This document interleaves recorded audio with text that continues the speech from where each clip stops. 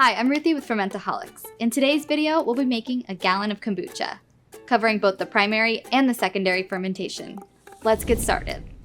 First thing to know is that making kombucha is a two-step process, which consists of a primary and a secondary fermentation. We'll start with the primary fermentation, and once the primary is done, we'll have kombucha, but it'll be plain and flat. Then we'll take our kombucha, put it through the bottle conditioning phase, or secondary fermentation, and this is where we'll bottle, flavor, and carbonate. So to get started, we'll need to gather a few supplies and ingredients. For a gallon batch, you'll need a 1-gallon glass fermenter, a breathable cover, and a rubber band to secure it. You'll also need 6 to 8 teaspoons of green or black tea, or a combination of the two, and a way to steep that tea, whether it's a reusable tea bag or a tea ball. You need 1 cup of cane sugar, a SCOBY, a gallon of filtered water, and a pot to boil. We also recommend getting pH strips and a temperature strip to monitor your brew. We'll begin by bringing 2 cups of water to a boil.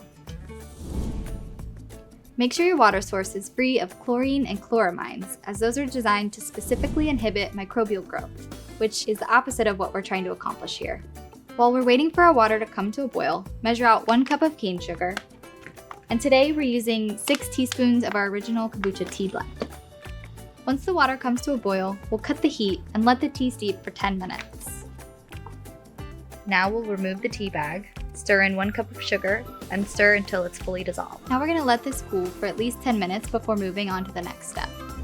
Now we're going to add cool filtered water to our jar, leaving about 3 inches of space for our SCOBY. It's about 14 cups of water. Before moving forward, we want to make sure the liquid is 85 degrees or under. The last ingredient is the kombucha starter culture, or SCOBY, which consists of 12 fluid ounces of starter tea and a pellicle. We're adding 12 ounces of starter tea to make sure it's properly inoculated and acidic enough to ward off harmful bacteria. Since we're using our classic SCOBY, it's already pre-measured for a 1-gallon batch. Now I'm going to give it a quick stir and test the pH. To test the pH, I'm going to remove a small sample with a spoon or pipette. We're testing the pH to verify that the starting value is at or below 4.5. Wet the end of the strip and compare it to the color chart. We're at about 4.2. Kombucha likes to breathe during the primary fermentation, so we're going to cover it with a cloth to let it breathe but keep out bugs and dust. Now we're going to place the jar in a warm spot between 75 and 85 degrees and allow it to ferment for 7 to 21 days. As kombucha ferments, it gradually becomes less sweet and more tart. So depending on your specific taste preference from sweet to tart, the fermentation time will vary from individual to individual. Now that we've added our SCOBY and covered it, the fermentation is underway. And now we wait. It's been 7 days, and we're going to taste the kombucha to see how it's progressed. Again, the full fermentation can take between 7 and 21 days, depending on the temperature and your taste preference between sweet and tart. So we'll give it a taste, and if it's still too sweet, we'll simply cover it and let it ferment longer, tasting daily until our desired balance of sweet and tart is achieved. If at any point during the fermentation you're unsure if anything's happening, we can quickly verify with a pH test, comparing the results to the original value. We know that this batch started at a pH of 4.2, so by taking a reading now and seeing that it's lower than 4.2, we know that fermentation is happening. When it comes to the final pH value of kombucha, there's no exact number to aim for, as each batch and each individual's taste preference will vary. However, the typical range of finished kombucha usually falls between 2.5 and 3.5. So let's give it a taste.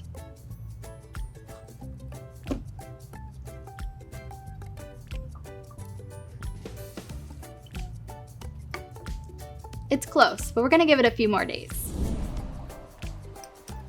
We're back. We've let it ferment a little bit longer. Now we're going to taste it and take one last pH test for good measure. It's ready. Now for pH.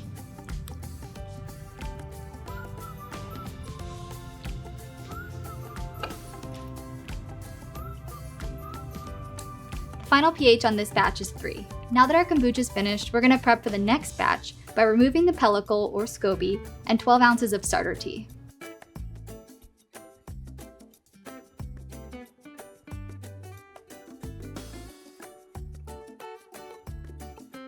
This is the starter for our next batch. Now we'll cover and set it aside, and when we're ready to brew again, we'll simply top it with sweet tea. Now that we set our starter aside, we'll be bottle conditioning the remaining kombucha during a secondary fermentation. It's important to note that during both the primary and the secondary fermentation, the yeast eat sugar and produce carbonation or CO2. This is the gas responsible for making our kombucha bubbly. Since kombucha's primary fermentation is open air, all CO2 created in this step is allowed to escape through the cloth cover. In contrast, during the secondary fermentation, we want to stop CO2 from escaping in order to get carbonation. This is done by taking our kombucha and putting it in bottles with lids designed to hold pressure, letting it ferment a little longer, trapping the CO2 inside. As it ferments within the bottles, the CO2 pressure builds and begins dissolving in the kombucha, creating carbonation. Now, since most of the original sugar was consumed during the primary fermentation, we're going to add additional sugar to each bottle to feed the yeast.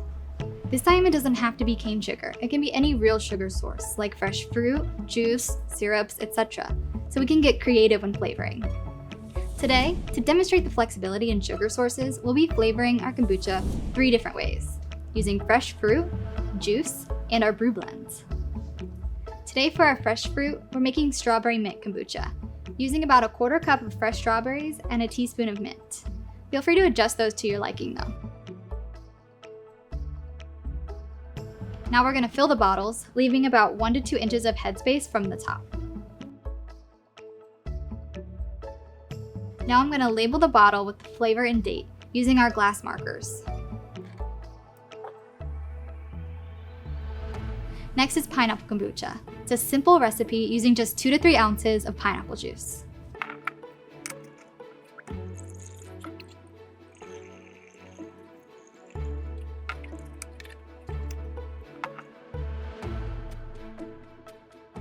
Next, we're using our Sangria Rojo brew blend, which is a blend of hibiscus, blueberry, and vanilla. We'll be adding 2 teaspoons per bottle.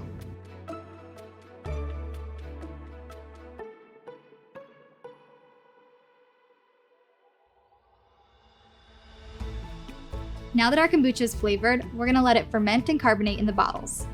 The time needed to carbonate can range between 2 to 10 days. After 1 day, we're going to burp the bottles to make sure they're not over-carbonating. If bottles are forgotten about, the CO2 can build up more than the bottles can handle. To prevent this, we simply open the bottle to see what's happening and then quickly reseal it. This process is known as burping. If you burp after 1 day and not much is happening, you'll need to decide when to burp again. Each situation is different. Sometimes it might need another day, sometimes another 7. Keep in mind that burping is designed to release excess pressure. If you burp too often, it can prevent carbonation from building up. In reality, most new brewers tend to burp too often, so keep that in mind. Now we're going to burp this bottle that's been going for 4 days. As you can see, this one's ready.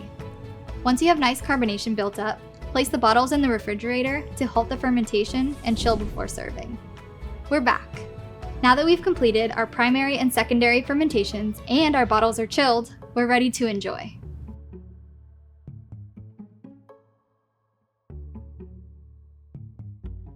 Thank you so much for brewing with me. Be sure to like and subscribe to our channel, and don't forget to check out our site for more tips, tricks, and recipes.